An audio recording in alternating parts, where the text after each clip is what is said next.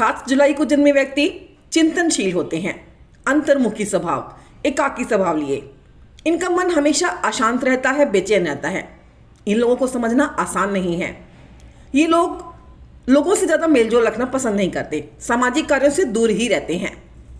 लेकिन समाज में इनकी छवि काफ़ी सम्माननीय होती है। रिश्तों में बंद कर रहना ये पसंद नहीं करते। ऐसे व्यक्तियों की अपनी एक अलग दुनिया होती है। ये लोग एकांत में, अकेले में रहना ज़्यादा पसंद करते हैं। निरंतर सोचते रहने की प्रवृत्ति इन्हें लक्ष्यहीन बना देती है। इनके द्वारा लिए गए डिसीजन अक्सर गलत साबित हो जाते हैं। इसका प्रभाव इनके जीवन पर भी गहरा पड़ता है। ये अपने घरेलू जीवन से संतुष्ट नहीं हो पाते। ऐसे व्यक्ति भ्रमित ज़्यादा रहते हैं। इन्हें मानसिक परेशानी ज़्यादा रहती है। अंधेरे से इन्हें डर लगता है। किसी भी बात से इनको फोबिया हो सकता है। ऐसा व्यक्ति डरपोक किस्म का होता है। छोटी छोटी बातों में टेंशन ले लेता है। भावुक बहुत होता है। खुद तो परेशान जल्दी हो ही जाता है, अपने आसपास के लोगों को भी इस कारण खूब परेशानी होती है।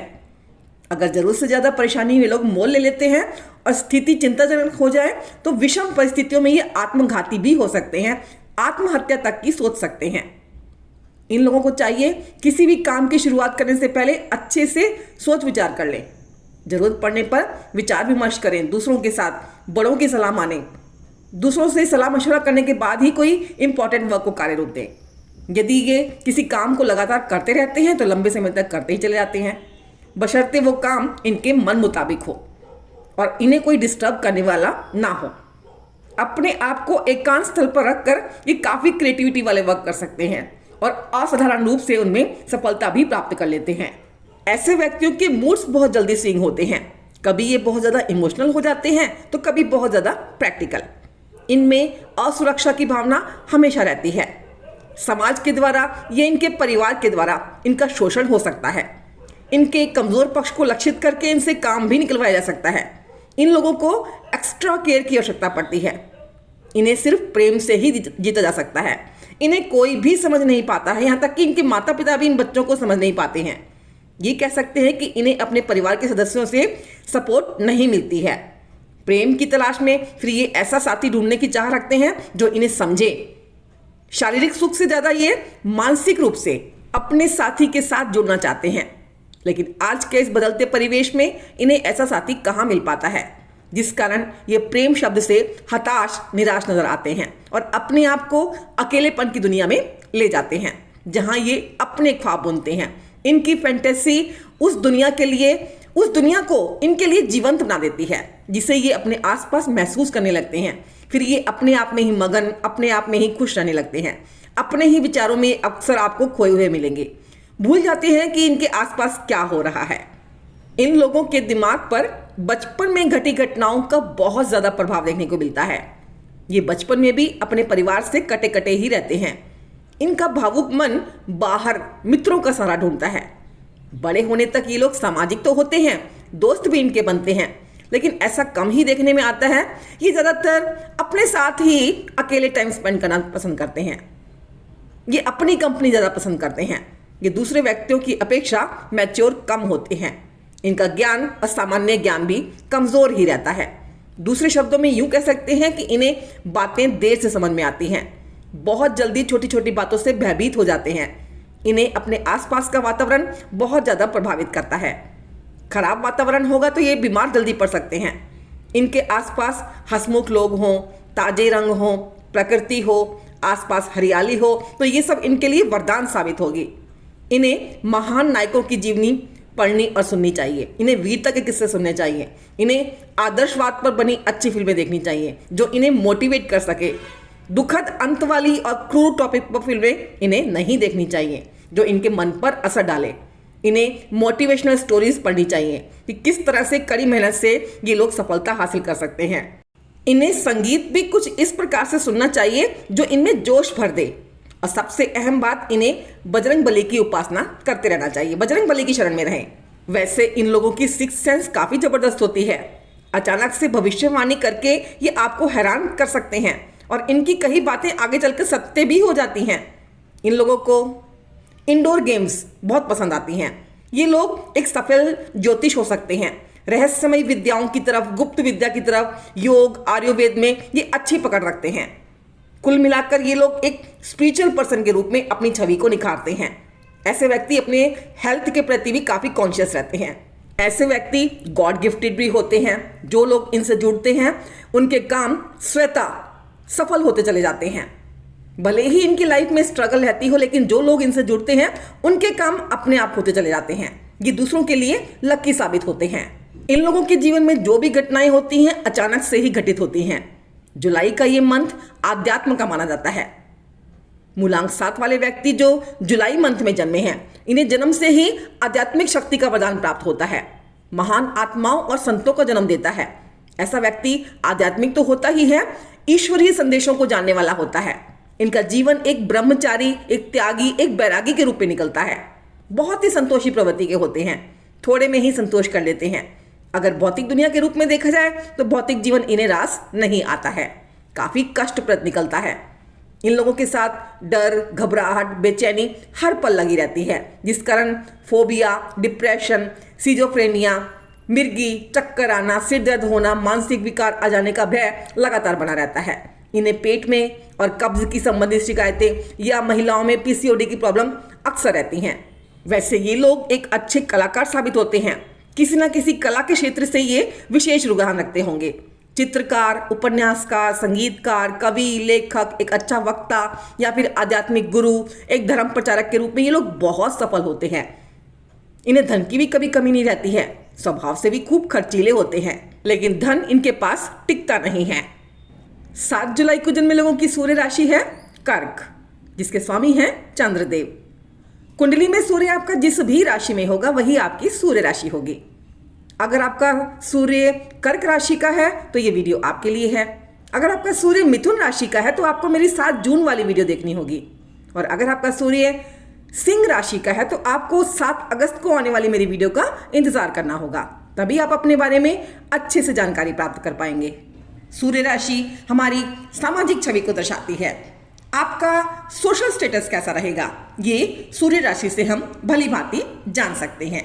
यहाँ आपको एक बात और क्लियर कर दूं, जब भी आप अपने कैरियर का चुनाव करें तो अपनी सूर्य राशि और अपनी डेस्टिनी को ध्यान में रखकर करें। हमारी बर्थ डेट हमारी नेचर को दर्शाती है, जबकि भाग्यांक जो कि ईश्वर के द्वारा दी गई डेस्टिनी है हमारे पूरे जीवन की डेस्टिनी है। इसीलिए हम सभी को अपनी सूर्य राशि और अपनी डेस्टिनी के अनुसार ही अपने कैरियर का चुनाव करना चाहिए, तभी हम लाइफ में सक्सेस, अपनी मंजिल को प्राप्त कर पाएंगे। जय श्री कृष्ण दोस्तों, वीडियो को आगे बढ़ाने से पहले मैं एक नज़र अपने आप पर भी डालना चाहती हूँ। मैं आर रमी, एक काउंसलर, न्यूमरोलॉजिस्ट, वैदिक एस्ट्रोलॉजर। अगर आप भी अपनी लाइफ से जुड़ी किसी भी प्रकार की समस्या का समाधान मुझसे पर्सनल कंसल्टेशन चाहते हैं तो आप मुझसे इंस्टाग्राम पर जुड़ सकते हैं या फिर मुझे मेरे व्हाट्सएप नंबर पर मैसेज भी कर सकते हैं, जहां आप डिटेल में सारी जानकारी प्राप्त कर सकते हैं। काउंसलिंग के जरिए आप अपनी डेट ऑफ बर्थ और कुंडली प्रेडिक्शन के द्वारा नेम के आधार पर अपनी हर प्रकार की समस्या का समाधान मुझसे 2 से 3 सेशन में प्राप्त कर सकते हैं। लेकिन एक बात का अवश्य ख्याल रखिएगा, ये पर्सनल कंसल्टेशन पेड है। चलिए वीडियो को आगे बढ़ा लेते हैं और जान लेते हैं 7 जुलाई को जन्मे लोगों के बारे में थोड़ा सा और अधिक गहराई से। आप लोगों पर चंद्रमा और केतु का प्रभाव विशेष रूप से देखने को मिलेगा। चंद्रमा जो कि हमारे मन का कारक है, हमारी भावनाओं को, हमारी इच्छाओं को दर्शाता है, और वहीं केतु गहराई का सूचक है, गहन अध्ययन देता है, खोजी प्रवृत्ति देता है। ऐसा व्यक्ति हर बात को गहराई से खोजता है, जिस कारण बहुत ही ज़्यादा भावुक हो जाता है। फिर वो दूसरों की छोटी छोटी बातों को पकड़ता है, बुरा मान जाता है। भले ही शिकायत करे ना करे, अपने आप में ही फिर वो घुलता रहता है। अगर इस बात को पॉजिटिव वे में लिया जाए तो ऐसा व्यक्ति जिस भी काम को करेगा पूरी तल्लीनता के साथ मन लगाकर करेगा और अवश्य ही उसमें सफल भी होगा। केतु यहाँ व्यक्ति के मन को भ्रमित करने का भी काम करता है, जिस कारण ये लोग सही रूप से डिसीजन नहीं ले पाते हैं, अपने ही डिसीजन पर डाउट करने लग जाते हैं। लेकिन केतु का काम ये भी है कि वो व्यक्ति को भ्रम में डालता जरूर है, अंत में भ्रम को दूर भी यही करता है और फिर आत्मज्ञान से परिचय कराता है। केतु यहाँ पर कर्मों को काटने का काम करता है, व्यक्ति की बुराइयों को काट कर उसे आध्यात्म और चिंतन की मार्ग पर आगे बढ़ाता है। कुंडली में अगर चंद्रमा और केतु शुभ स्थिति में है, मजबूत स्थिति में है, तो ऐसा व्यक्ति निश्चित रूप से लाइफ के सेकंड चैप्टर में आध्यात्मिक हो जाएगा, योगी, संत और एक महान व्यक्तित्व का स्वामी बनेगा, दूसरों के लिए मददगार साबित होगा। अचानक से धन लाभ इनको प्राप्त होते रहेंगे। कन्या संतान की प्राप्ति हो सकती है। लाइफ में एक बार जब अपने पथ को जान लेने के बाद ये फिर पीछे मुड़कर भी नहीं देखते हैं। सफलता, मान, सम्मान इनके कदम चूमती है। पीछे पीछे धन भी खींचा चला आता है। और अगर चंद्रमा या केतु खराब स्थिति में, अशुभ स्थिति में हुए तो ऐसा व्यक्ति नेगेटिव वे वाला होगा, निराशावादी होगा, हमेशा अज्ञात भय के साए में रहेगा, बेचैन रहेगा। परिवार में एक के बाद एक समस्या इनके बनी रहेंगी। परिवार, मित्रजनों का साथ नहीं मिलेगा। जिनकी भी ये लोग मदद करेंगे वही लोग इन्हें एन मौके पर धोखा दे जाते हैं। धन की इनको कमी बनी रहेगी। ऐसा व्यक्ति फिर डिप्लोमेटिक ज़्यादा हो जाता है। पढ़ाई में उसका मन नहीं लगेगा। प्रोफेशनल लाइफ में भी लगातार उतार चढ़ाव देखने को मिलेंगे। शारीरिक और मानसिक दोनों तरह से वो अस्वस्थ रहेगा। संतान देरी से हो सकती है, ऑपरेटेड हो सकती है। दाम्पत्य जीवन में कलह का वातावरण रहेगा। साझेदारी का काम इन्हें बिल्कुल सूट नहीं करेगा। ऐसा व्यक्ति नास्तिक हो सकता है। विदेश यात्रा करने का इच्छुक रहेगा। संपत्ति की हानि करेगा। ऐसे लोगों को संपत्ति अपने नाम पर नहीं लेनी चाहिए। दूसरों को दोष देने की इन लोगों की आदत होगी। वाणी दोष के कारण संबंध समाप्त हो सकते हैं। लाइफ में संघर्ष इनके बहुत ज्यादा होगा। पेट में और पैरों में दर्द रहेगा। अपने सभी कार्य ये दूसरों से छुपा कर चोरों की तरह काम करेगा। गुप्त कार्य करेगा। वहमी बहुत होगा। शंकालु होगा। माता को कष्ट हो सकता है। उनसे रिलेशन खराब हो सकते हैं। घर में कलह का वातावरण रहेगा। संतान से बिछोह हो सकता है या संतान को समस्या हो सकती है। संतान से कष्ट उठाना पड़ सकता है। अचानक से धन लाभ होने के बाद उससे भी ज्यादा धन की हानि हो सकती है। लॉटरी, शेयर मार्केट में पैसा इन्वेस्ट करता होगा। जातक काम वासना में ज्यादा आसक्त रहता होगा। भावुकता में बहकर ऐसा व्यक्ति गलत कार्य भी खूब करता है। बदनामी का कारण भी बन सकता है। सारा दिन प्लानिंग करता रहेगा। बड़ी बड़ी बातें सोचेगा, बड़ी बड़ी बातें करेगा, लेकिन करता कुछ नहीं है। ईश्वर से हमेशा शिकायत करता नजर आएगा। अपने आप में बड़बड़ाना, उदास रहना, अपनी भावनाएं जाहिर ना कर पाना, गुमसुम रहना, चिड़चिड़ाहट इनका स्वभाव बन जाएगा। ऐसा व्यक्ति विपरीत परिस्थितियों में बहुत जल्दी घबरा जाता है। ये लूं कि वो लूं, ऐसा करूं या ना करूं, कुछ भी खरीदते समय, कुछ भी काम करते समय हमेशा संशय की स्थिति में रहेगा। कुंडली में आपके चंद्रमा और केतु की स्थिति कैसी है, वैसे ही आपको यहाँ पर रिजल्ट प्राप्त होंगे।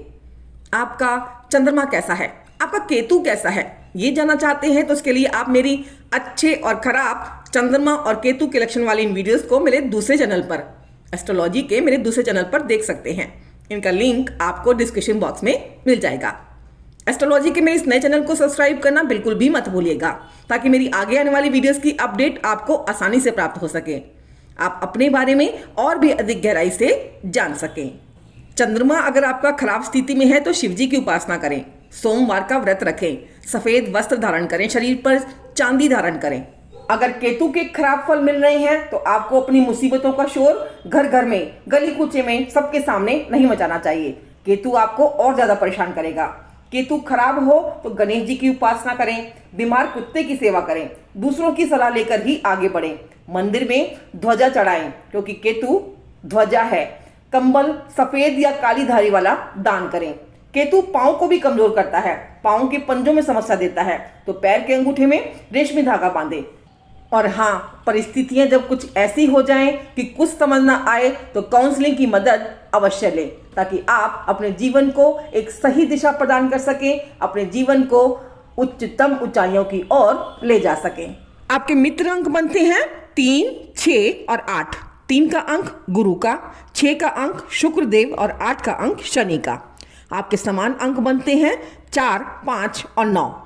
4 का अंक राहु, 5 का अंक बुध और 9 का अंक मंगल का। आपके शत्रु अंक हैं 1 और 2, यानी कि सूर्य और चंद्रमा, जिसे ये ग्रहण लगाते हैं। आप लोगों के लिए शुभ तिथि और शुभ अंक होते हैं 7, 16 और 25। आपके लिए शुभ दिन है गुरुवार और शनिवार, यानी कि थर्सडे और सैटरडे। आपके लिए शुभ रंग होते हैं ग्रे कलर, मटमैला कपूरी रंग, सफेद रंग, पीला रंग, सफेद काला चितकबरा रंग, आपको गहरे रंगों से बचना चाहिए। आप लोगों की दोस्ती और कंपैटिबिलिटी उन लोगों के साथ अच्छी और अधिक घनिष्ठ देखी गई है जो आपके ही टाइम पीरियड में पैदा हुए हैं, यानी कि 21 जून से 27 जुलाई के मध्य का समय। और अगर इस समय के बीच में आपके साथी का जन्म 7, 16 या फिर 25 तारीख को हुआ है तो सोने पे सुहागा। इसके साथ ही 21 जनवरी से 27 मार्च, 21 अप्रैल से 27 मई, 21 सितंबर से 27 अक्टूबर और 21 नवंबर से 27 जनवरी के मध्य जन्मे लोगों के बीच आपके विपरीत लिंगी आकर्षण आसानी से देखे जा सकते हैं। अगर आप इस समय के बीच में 7, 16 या फिर 25 तारीख को कोई नया कार्य आरंभ करते हैं, कोई शुभ कार्य संपन्न करते हैं, तो ये भी आपके लिए अति शुभ फलदायी साबित होगा। अगर आप अपने बारे में और भी अधिक जानकारी चाहते हैं और भी गहराई से जानना चाहते हैं अपने आप को, तो मेरे साथ जुड़े रहिए। मेरे चैनल को अगर आपने अभी तक सब्सक्राइब नहीं किया है तो कृपया जरूर सब्सक्राइब कर दीजिएगा। वीडियो अगर अच्छी लगती है तो आगे शेयर करना भी बिल्कुल मत भूलिएगा। हाँ, अगर आप मुझसे पर्सनल कंसल्टेशन चाहते हैं, अपनी समस्याओं का निदान पाना चाहते हैं, तो वो पेड हैं। आप उसके लिए मुझसे व्हाट्सएप पर कांटेक्ट कर सकते हैं या फिर आप मुझसे इंस्टाग्राम पर जुड़ सकते हैं। मैं आर रूमी अभी आप सबसे विदा लेना चाहूंगी। जय श्री कृष्णा दोस्तों।